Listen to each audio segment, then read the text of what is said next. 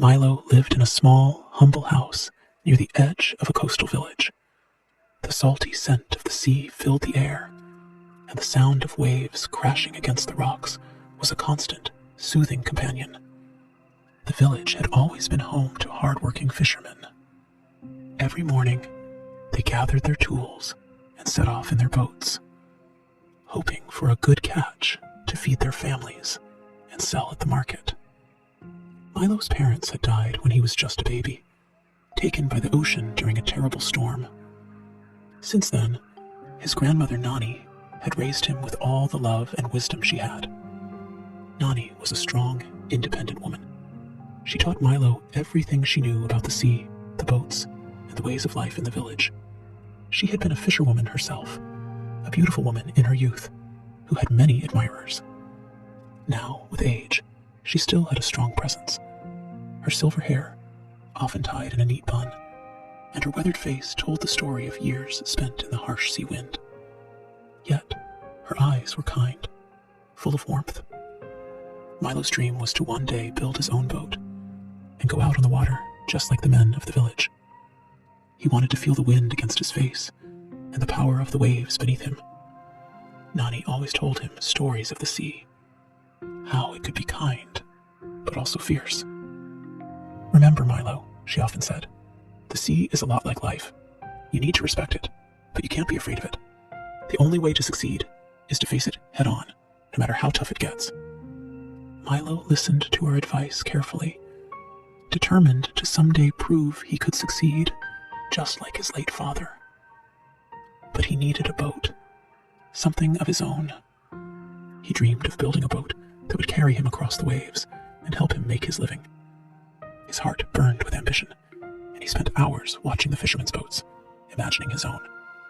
As the years passed, Milo grew stronger, and his desire to sail only grew with him. Every day, he worked hard, helping the fishermen when he could, learning about the sea, the tides, and how the boats worked.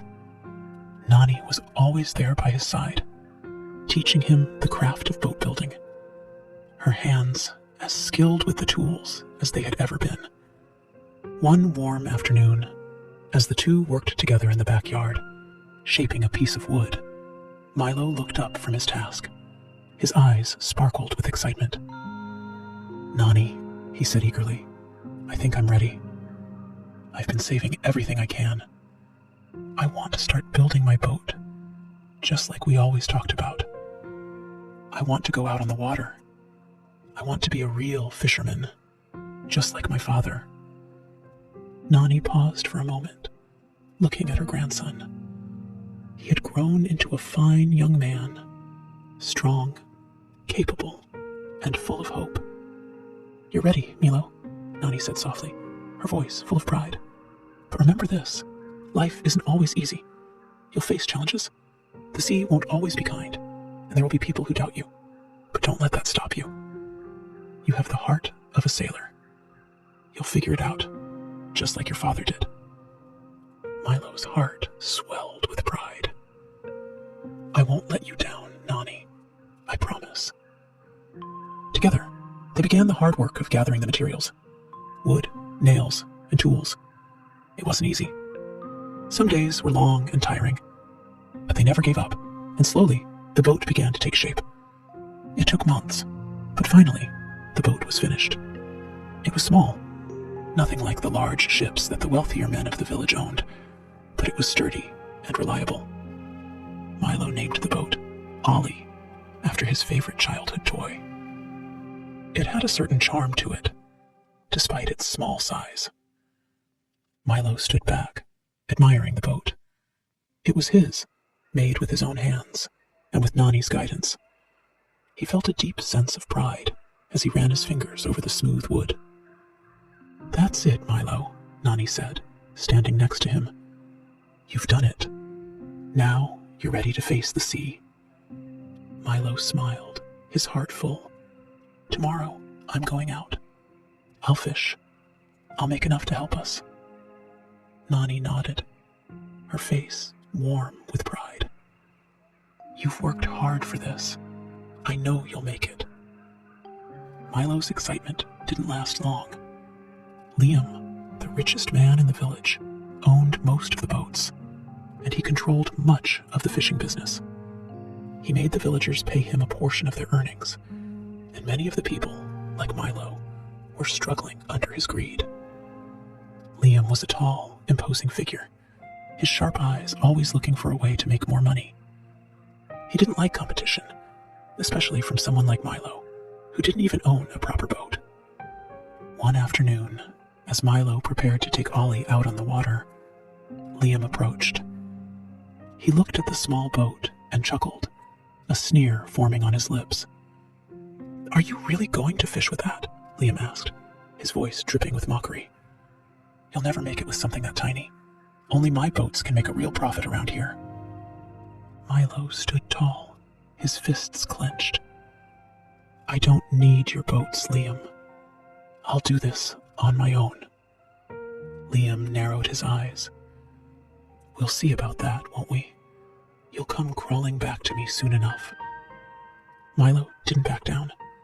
He knew he had something Liam didn't: determination and the support of his grandmother. As Liam walked away, Milo took a deep breath, ready for whatever was coming next. Though Liam was a powerful figure in the village, there were others who believed in Milo. Kai, the village's chief fisherman, was one of them. Kai was a kind man, respected by everyone for his experience and knowledge of the sea. He had a daughter, Jenny, who was known for her kindness and beauty. She had a warm smile and a gentle laugh that brightened everyone's day.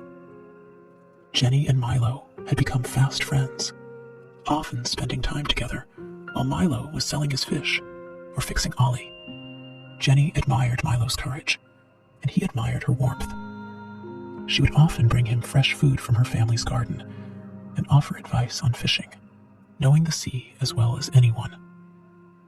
"You're doing great, Milo," Jenny said one evening as she handed him a basket of fruit. "I know you'll make it. You have the heart of a true fisherman." Milo smiled and took the basket. "Thanks, Jenny. Your support means more to me than you know." Jenny smiled back, her eyes sparkling with affection. "You're going to do well, I can feel it." Milo couldn't help but feel a growing bond between them. Though he had many things on his mind, Jenny's presence always brought him a sense of peace. As the days passed, Milo found himself on the water more often, his small boat, Ollie, carrying him across the sea. He didn't catch much at first, but each day brought new lessons. Milo was starting to feel like a true fisherman. However, Liam wasn't finished with him. He couldn't stand seeing someone so young and independent succeed with a tiny boat when he controlled the larger, more powerful ships.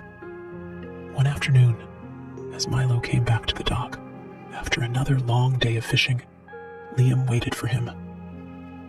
"I've been thinking, Milo," Liam said, his tone sharp and calculating. "You're using my docks to moor your little boat, aren't you? That's fine, but it's going to cost you." Milo frowned. "What do you mean? I've been paying my way." Liam smirked. "Not enough. From now on, if you want to use my docks, you'll need to pay me a cut of your earnings. A fair price, of course." Milo was taken aback. He didn't have enough money to pay the amount Liam demanded. His profits were small, just enough to get by. But Liam was insistent, his voice cold as he added, "You can pay up, or I'll make sure you can't fish at all." Milo felt a knot form in his stomach. He couldn't let Liam get away with this. Ollie was his pride and joy, and he wouldn't let anyone take that from him. He thought of his grandmother and all the work they had done to build this boat. But they didn't have the money to fight Liam, and he knew he would have to be clever. One night, the wind began to howl. The sky turned dark, and a cold chill filled the air. The village had seen storms before, but this one felt different.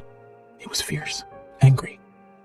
Milo watched from the safety of his house as the waves grew higher and the wind whipped through the trees. In the morning, the storm was gone, damage was clear. Liam's large boats had broken free from their moorings, crashing into the rocks and breaking apart. The docks were in ruins.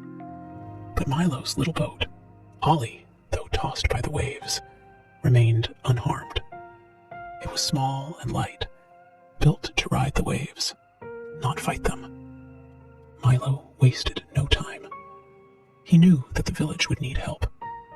Without hesitation, he launched Ollie into the rough sea. The boat swayed, but held steady as Milo guided it through the turbulent water, carrying supplies and food to the people whose homes had been damaged. He fished out of Ollie to feed the village. The villagers watched in awe as Milo, in his small boat, helped them more than the big ships ever had. Meanwhile, Liam's grand boats were useless. The storm had ruined them, and he had nothing left to offer. The villagers began to notice the difference.